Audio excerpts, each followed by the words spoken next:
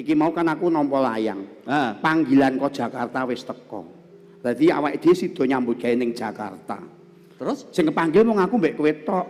Ya wis lho, budal. Awake dhewe budal wong loro sesuk numpak bis Jakartanan. Oke. Aku melu. Melu, wong kowe iki ngelek-elek ning Jakarta. Wong ning Jakarta aku wong kudu sing SDM-e dhuwur, sing cerdas, wawasane jembal. Lah kok ora mudeng no, kowe kok tekan Monas malah keblasok. Lah kowe nek ngono ilang piye? Sing rugi sapa? Aku mlane wedi engko kancane ana uga men tau ning Jakarta di Jakarta aku nang Jakarta to. Enek wong gruyung-gruyung ngono ki. Ngapain kowe?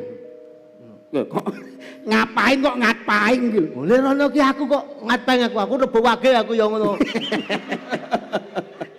Ngapain oh gak ngapain. Lah ngopo ngapain ki apa? Lah ning kono ki tanggoku jenenge lak Sadi Bey.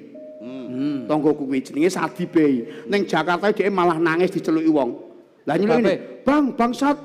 Bang Sati ngono kuwi. Dadi Sadi Bey ki malah diundang bangsat. Iya. Anu wae, piye ne? Ki awake dhewe tetep budal. Piye, sida budal apa ta? Ora gendingan sik. Oh, gendingan sik. Nah iya no, sing maringi iya. Diaturke karo sing maringi bebungah. Bener. Ya nek Jakarta. Aduh lho Jakarta. Dari mana datangnya lintah? Dari sawah, dari sawah turun ke kali. Kita paling mulon apa setiane kelakon. Dari mana datangnya cinta sayang?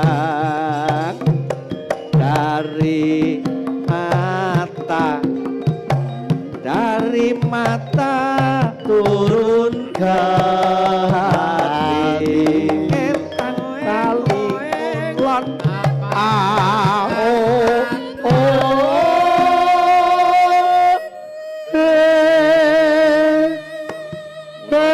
Wong donya. Wah, Kang Slupan. Wong donya padha elinga.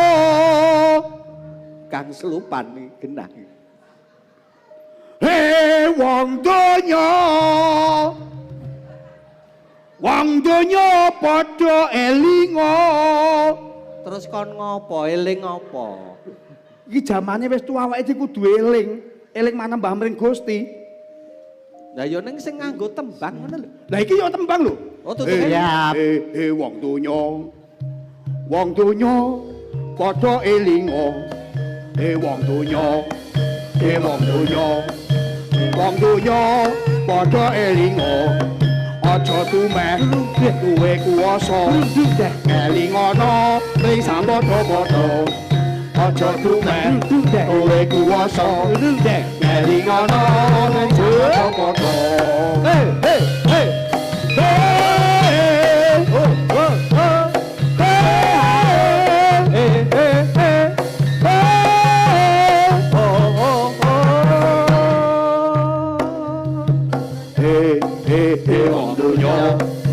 Wong donya padha elinga. Wong donya padha elinga. Aja tumeh kaki kuwasa. Elinga. Aja tumeh kaki kuwasa. Elinga bisa padha-padha.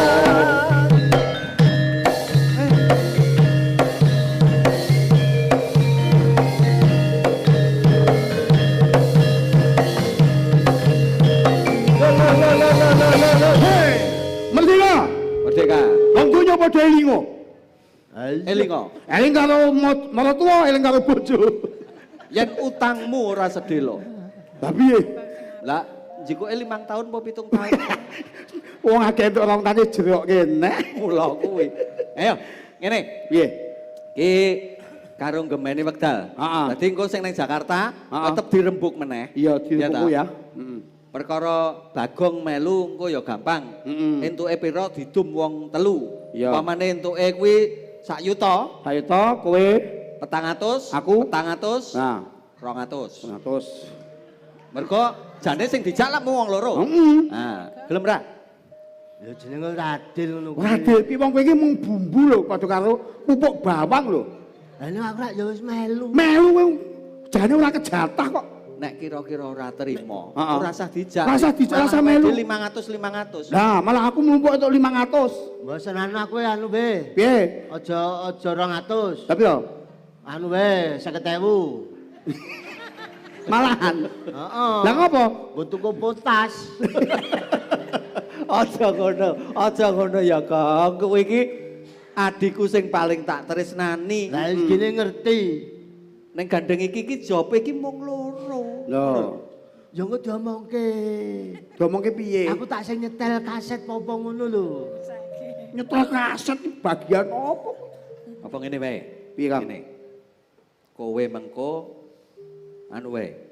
Nyusul. Nyusul. Heeh. Lah kok mbayare ngopo? Gandul truk. Gandul. Oh iya anak tiplaudan. Dadi Ora masalah. penumpang gelap.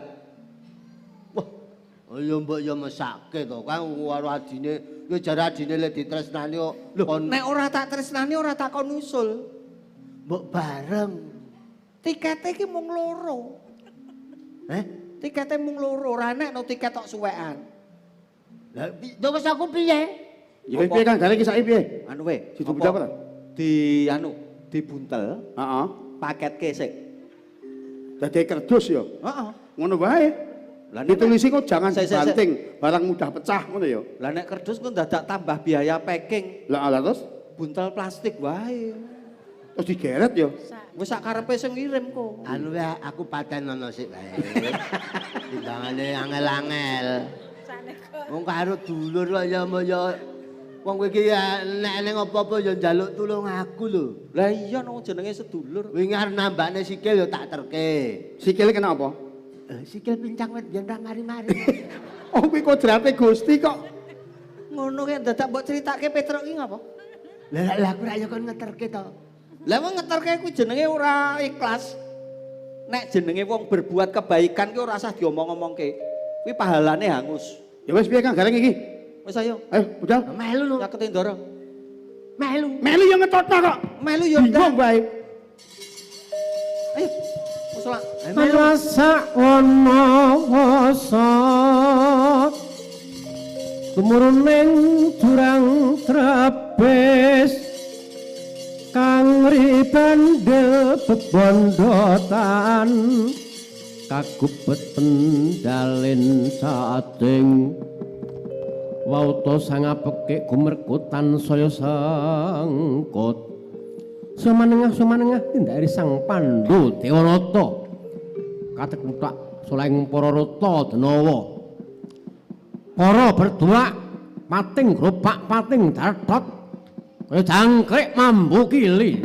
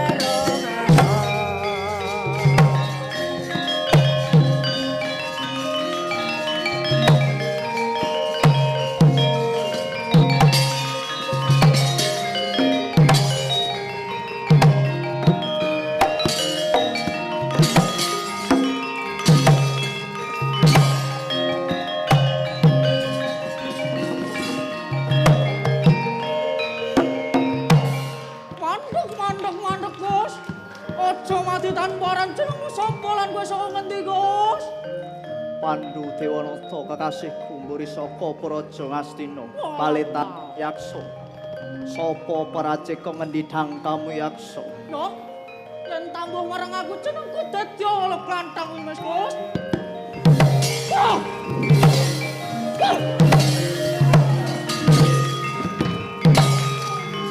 Oh!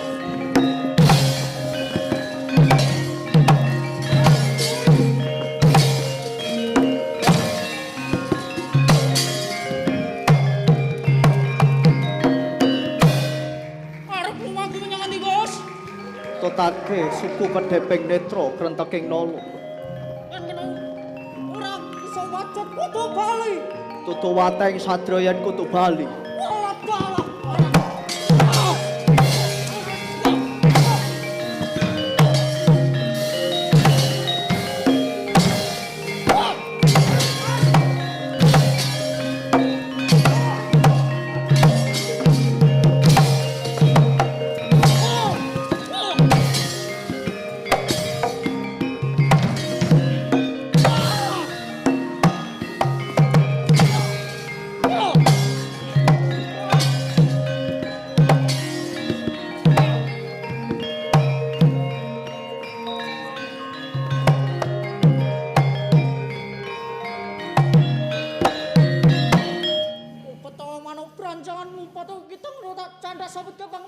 Sunyor wandamu, Bos.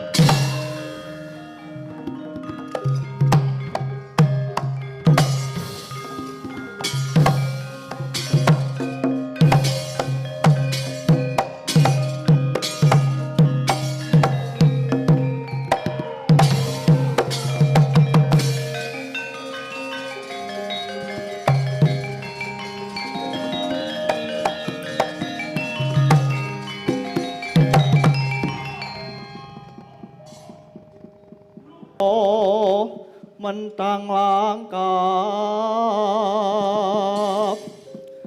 kya lumapas kurit swara paring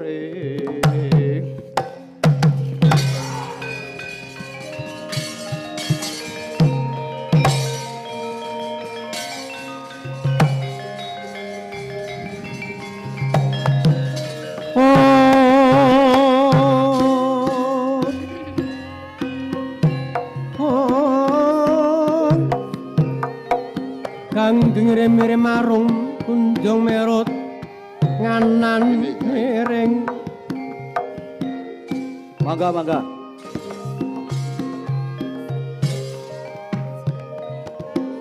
Nek kene wae Nek ngendi iki?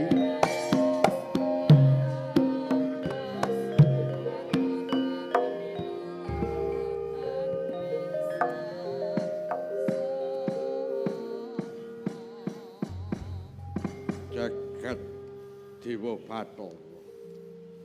Yayi Pandu, kula wonten timbalan ingkang dawuh Koko Prabu. sing gedhe pangapuranira marang pun Kakang sebab aku ngerti lamun jeneng sira kuwi mau lagi ya kinaraya marang buta-buta kae mau nanging wong dasare iki satriya tama sekti mahambara yen aku melu cawe-cawe iku rak malah kaluputan rak ya ngono Gurasena ya Kaluhuran sabda patuko Koko Prabu. Inggih. Koko Prabu mboten dados boyo pangapa jer kasunyatanipun. Sadaya saged kula prantasi. aku nggumun saben-saben kowe tindak mesti kok Kakang Semar kuwi mesti ana karo Punakawan. Kakang Semar, Kula sinuwun. kepirak yo padha waras to, Kakang. Pemuji sampean waras kados ngene. Lah iki anak-anakmu ra melu. Ah niku Kula wonten mriki. Wah, lah ndelik ning kono kok ya ora ngerti lho. Ah, piye nolo garing pituk Bagong. Nggih. pangestu panjenengan sedaya wilujeng. Ning tetep panggah. Niki sawahe pangan tikus kok, Den. Gareng kuwi tetep cilik, Petruk tetep dhuwur, si Bagong iki. Nika, Bagong. Kang, timbali Kang. Wong senengane Bagong kuwi lanyu-lanyu kok. Kana. Lah. Min sewu. Paring dawuh napa? Sapa? Lah niki, Bang. Lho, aku ki Gareng. aku ki ora ngundang kowe kok kowe moro ngopo? Dadi biasane iki dadi mulu cumrek. Napa ngersanipun dipun pijeti napa? Aja sembrono pijeti kepiye to.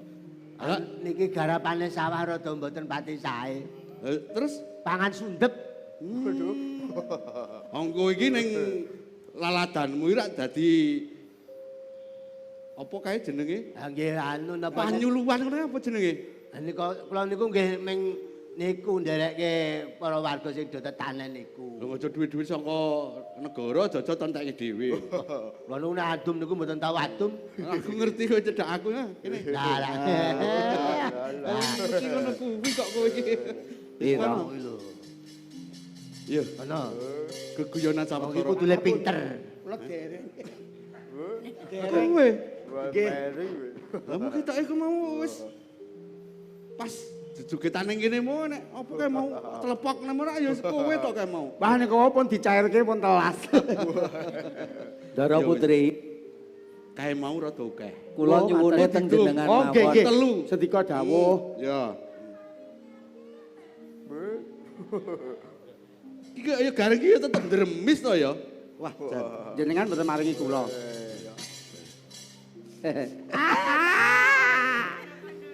Nggih sembah Lah nuwun. wis kocur iki Gurasena iki kepiye entek-entekan lho iki. Wah, jan. Ya wis gegojengan sawetara ora apa-apa. Yayi Pandu. Kula cumadung dawuh Koko Prabu. Daya-daya jeneng sira nganti tumeka ana ing alas kene. Sak banjure pinanggih marang panjenengane ingsun. Bayana wigati apa to? Inggih, Koko Prabu. Oh iya. Satosipun kula menika arsa tumuju wonten ing Praja Mandura nanging beja kemayan kula saged pinanggih dhumateng paduka wonten ing papan menika awit kula pikantuk piweling Iya. saking Bapa Resi Wyasa bilih Welinge kepiye? ing wekdal dinten menika wonten ing Praja Mandura kahananipun badhe geger awit menapa wonten salah satunggaling pawongan liya ingkang badhe nglenggahi dampar paduka Koko Prabu.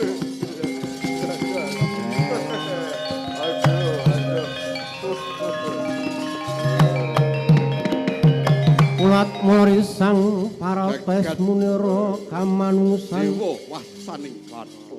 kasrepan tingkaing mungso niran padha kadang Ugrasena, Timbalan dawuh Koko Prabu. apa aku luput kongkonan marang Harya Prabu? Aja-aja Harya Prabu kuwi ing mengkone bakal ngendih kawibawan.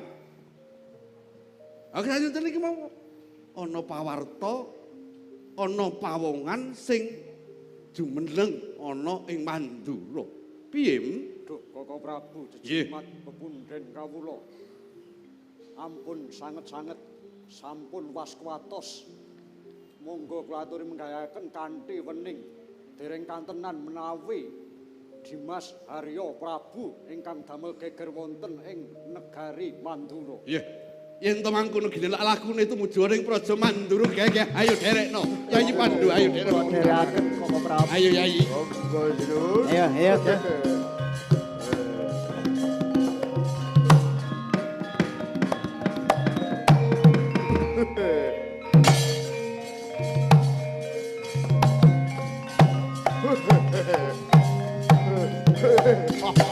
Ayo, Pak.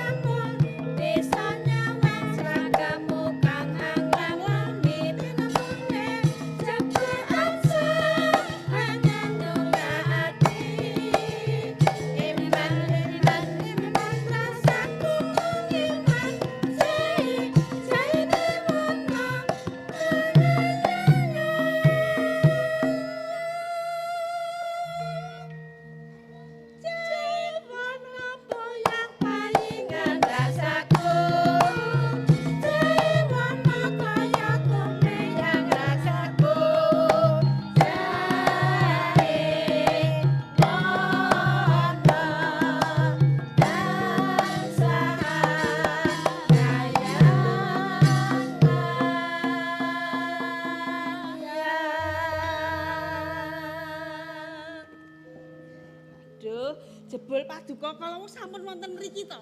Kok ya ora ngendikan, ngono lak ya aku ora jenglekan dhewe. Paduka iso tak jak jogetan.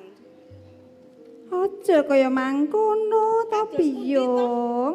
Kula menika sampun remen sanget lho menawi sak menika paduka menika wis kersa paring pangandikan. Lah pirang-pirang dina kok kaya aku dilengke wae lah rumangsane apa aku ki marune. Sejatine aku ki ora nesu karo sira. Ananging surupa ya biyung ya. Kula wonten mriki kemawon nggih, menawi wonten mriku mangke ingkang tanggel jawab mboten wonten. Ya sak keparengake Sampun tak wonten biyung. mriki kemawon. Ngene ya biyung ya. Inggih kados pundi, Gusti? Sinuwun Prabu Basudewa kuwi lho. Kok sajak mban sinde ban siladan. Garwa telu wae. Kok aku ki ora dijak nderekke bebedak ngono lho biyung. Ning nggih leres sak menawi paduka menika ngendika nek mbanci ladan. Ha kula menika lho kok ora dijak bebedak lho. Atase kula lho. Kok ora dijak menika lak ya mbanci ladan menika leres. Karepku kuwi aku ngono lho biyung. Oh, paduka to. Tiwas GR aku tak kira aku nggih sampun ngendika ingkang kados mekaten Gusti. Awit menapa kok paduka mboten dipun jak? Lah menika nggih mesakaken ingkang wonten kandutan menika lho. Paduka lak menika nembe garbini. Apa ya kaya mangkono ya biyung ya. Lah makane menawi dipun jak bebedak lak nggih kesayangan. Lah Nanging ngene lho biyung. Durung suwe anggone cengkar. Kok aku duweni rasa kapang ya biyung ya. Sami. Kula nggih kapang. Kapang kalih bojo kula. Tegesipun ngaten lho Gusti. Paduka menika nembe dipun tilar setunggal minggu lho. Ha kula menika sampun kalih taun ora diambus. Mboten napa-napa. Nanging aku ya kumun banget kok dina iki rasane atiku kapang banget karo Kang Mas Basudewa. Yai Maera. Lho, lah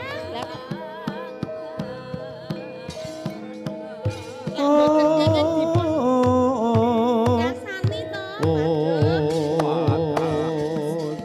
Kapang rasanipun Kakang Yai. Semanten ugi kula sinuwun kapang sanget kaliyan paduka ing atase dereng dangu anggenipun cengkar. Lah ya kok ndorak ya ora mau-mau ngono lho. Kala sampun dipun srantos ngersakaken dahar menapa? Kula tak olah-olah rumiyin. Apa? Dahar menapa? Lho. Kowe wis olah-olah.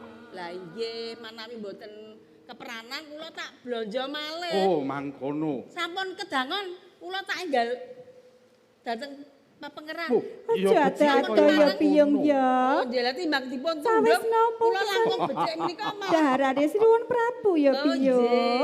Mangestokaken dawuh sampun kemareng nyuwun pamit. Iya. Moro nyaketo kene, Yai. Nyuwun mangke sinuwun Prabu. Iya. Dereng dangu paduka cengkar lajeng kondur malih wonten wigatos menapa sinuwun? Iki mau